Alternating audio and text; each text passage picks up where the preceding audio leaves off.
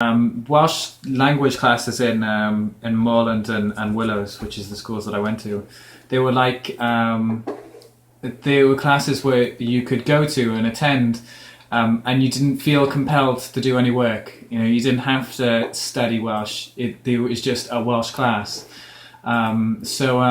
It's weird actually, because in high school we seem to, myself and my fellow students, we seem to put more effort into learning French than we did Welsh, because going to a French class just seemed more like a real class, a real lesson than when we were in Welsh.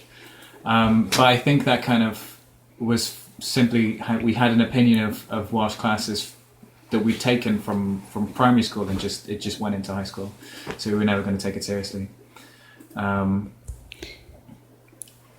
So it was just kind of non-existent really. It was just kind of like another hour of my day that I was never going to get back.